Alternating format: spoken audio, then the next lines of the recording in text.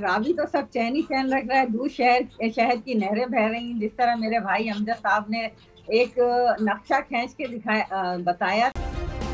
Subscribe करें और bell दबाएं ताकि कोई खबर रह न जाए। कल के प्रोग्राम में मैंने जो शगुफा छोड़ा था, to the best of my belief, knowledge नहीं, to the best of my belief, मेरा ये मानना है कि ये सियासी मौत जिसके मुतलाशी इस वक्त मेरे वजीर आजम हैं, इनके लबो लहजे में घुली ये तलखी, ये जानबूझ के पैदा की गई है। ये चाहते हैं कि मेरी विकेट कोई ले ले ताकि 3.5 साल की जो बदतरीन कारकर्दगी है, जो अवाम दुश्मन विद ऑल ड्यू रिस्पेक्ट कारकर्दगी है, उसका मुहासबा कोई ना करने पाए। क्योंकि 5 साल अगर पूरे हो गए मेरे सरकार के, तो उसके बाद पी कहीं, टी कहीं और आई कहीं।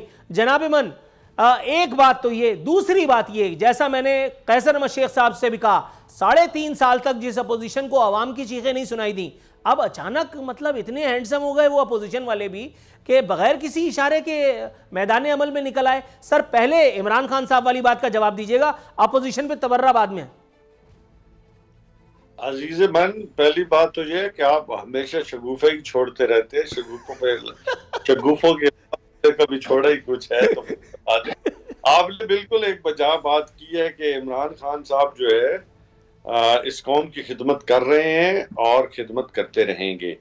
मैंने पहले कहा कि इन लोगों ने सवाए लूट मार पर डाला हुआ जो गंद है ना, वो तो अभी हम साफ ही कर रहे हैं। और आज अल्हम्दुलिल्लाह पूरे पाकिस्तान में आप सर्वे करा के देख लें पब्लिक से, लोग जितना इनके खिलाफ हो चुके हैं इस तरीके अदम एतमाद के हवाले से या वैसे इमरान खान के साथ जो खड़े हैं, तो आपको खुद अंदाजा हो जाएगा कि पाकिस्तान की आवाम चाह क्या रहे हैं। अगर आपको खुद समझ ना आए तो आपके इल्म में है कि जब पाकिस्तान तहरीक इंसाफ की हुकूमत आई तो उस वक्त आपकी इकॉनमी कहाँ खड़ी थी, और जब इकॉनमी संभली तो कोरोना ने 2 साल तो आपके कोरोना में लगा दी। फिर आप जब संभले तो आप अल्हम्दुलिल्लाह डिलीवर आपने जो आपके पास था, आपने पाकिस्तान की तारीख के सबसे बड़े फलाई प्रोग्राम्स दिए हैं आपने।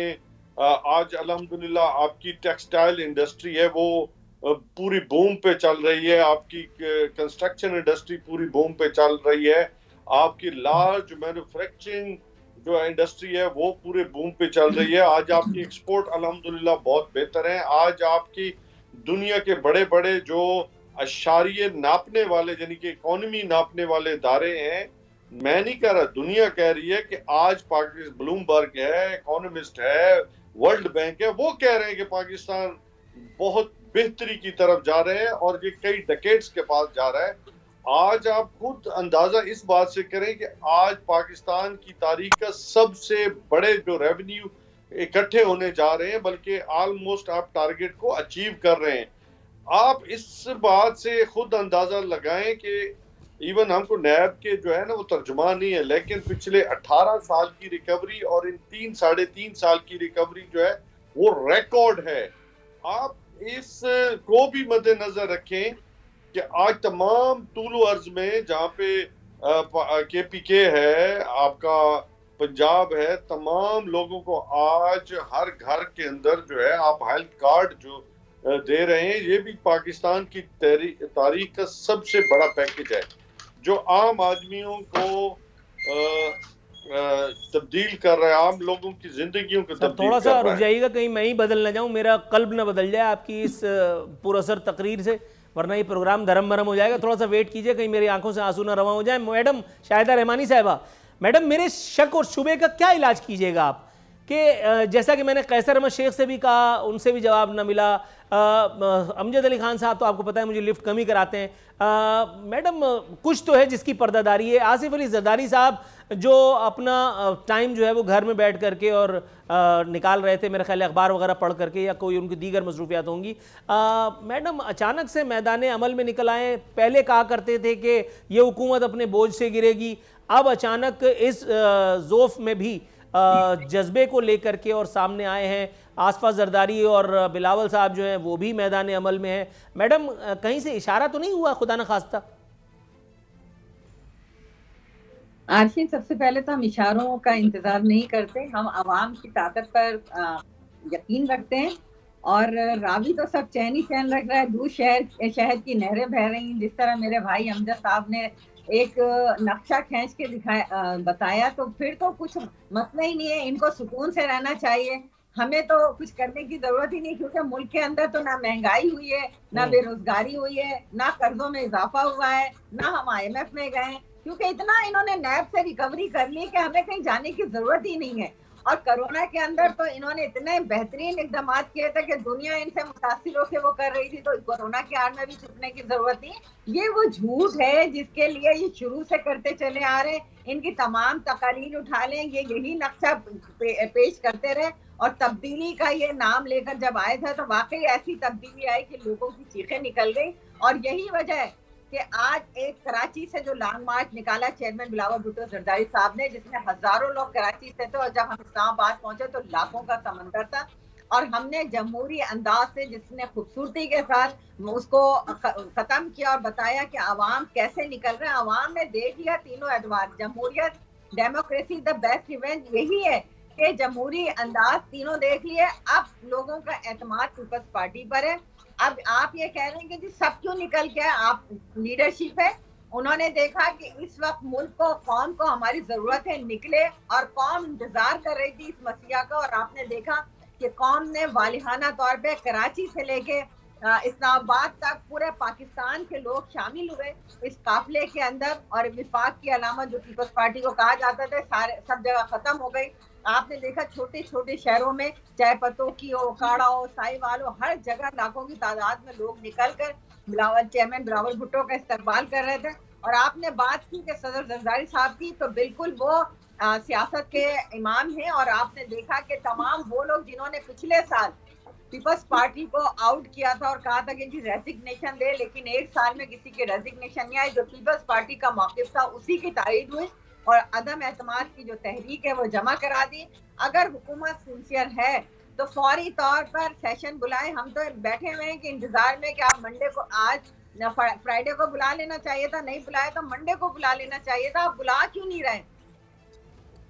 राइट मैडम, थोड़ा सा तवक्कुफ। कैसर अहमद शेख साहब, सर सवाल पूछने से पहले ही आपकी मुस्कुराहट मुझे फिर एक मरतबा शक में डाल रही है। सर पहले तो बिलावल साहब कह रहे थे कि अदम एतमाद की कामयाबी की 100% गारंटी नहीं दे सकते। कभी मेरे सरकार फजलुर रहमान साहब कहते हैं कि बज़ाहिर इस्टेब्लिशमेंट न्यूट्रल है। सर न्यूट्रलिटी आखिरी वक्त तक मेंटेन थी सेनेट इंतखाबात में भी, जब यूसुफ रज़ा गिलानी साहब की इंतखाब की बात हो रही थी। लेकिन जैसे ही मेरे सरकार के तोते उड़े, अचानक से इस्टेब्लिशमेंट जानिबदार होने का इल्ज़ाम भी लगा दिया गया। सर इस मरतबा के लिए भी वैसी कोई तैयारी कर रखी है पोजीशन ने कि जैसे ही मामला आपके खिलाफ हुआ, आपने इस्टेब्लिशमेंट को भी आड़े हाथों लेना है, आपने एंकर्स की भी जो है वो सत्यानाश करना है, आपने हुकूमत पर तबर्रेबाजी करनी है? कुछ प्लान बी भी रखा है?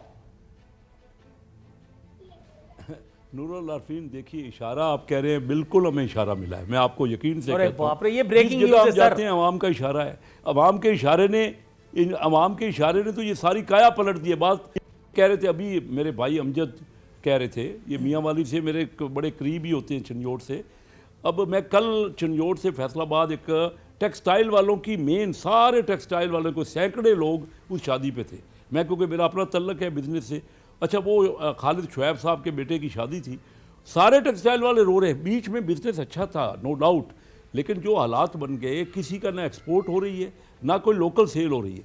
लेकिन बहरहाल मैं इस लंबी में नहीं, इनको पता होना चाहिए था। अच्छा 3.5 साल में कुल मिला के इनकी फिगर है, मैं कोई फिगर में डिस्प्यूट नहीं कर रहा, जो स्टैटिस्टिकल डिपार्टमेंट की फिगर है वो ठीक है। 3.5 साल में सिर्फ 8% टोटल ग्रोथ हुई है, जो कि 2% एक साल की एवरेज बनती है। उससे ज़्यादा हमारी आबादी में इजाफा हो रहा है। फिर बात यह है कि इन्होंने जो आके ये नैब और पता नहीं क्या क्या कि हम वसूल करेंगे, भाई वसूली कुछ नहीं हुई, बाहर से कोई बंदा आया नहीं, सारे लोग डर गए इनकी नैब से। आप पिछले साल इंडिया में 44 बिलियन डॉलर की डायरेक्ट फॉरेन इन्वेस्टमेंट आई, हमारे यहाँ 1.5 अरब डॉलर की आई। कोविड उनके यहाँ ज़्यादा आया, ये इल्ज़ाम कोविड को देते हैं। उन्होंने तरक्की कर रहे हैं, 10% इस तरक्की कर रहे हैं। बांग्लादेश आपके सामने है। असल में इन बेचारों का कसूर नहीं है, इनकी कॉम्पिटेंस नहीं थी, इनको पता नहीं था। हम इनको समझाते रहे, अगर आपको नहीं पता चलो हमसे मशवरा ले लो। ये अभी रटी रटाई पहले बातें करते थे, करंट अकाउंट थे। अच्छा सर, तो ये करंट भी आपने अकाउंट खूब हमने कही ठीक कि कर आपसे लिया मशवरा है। ले लो। आज पिछली बताइए, 3 मरतबा जो आज वज़ीर आज़म बताइए, आज आपका बंद कर दिया। था, आज- इस दौर में आपने कौन सा अमेरिका को कर्जा देना शुरू कर दिया था?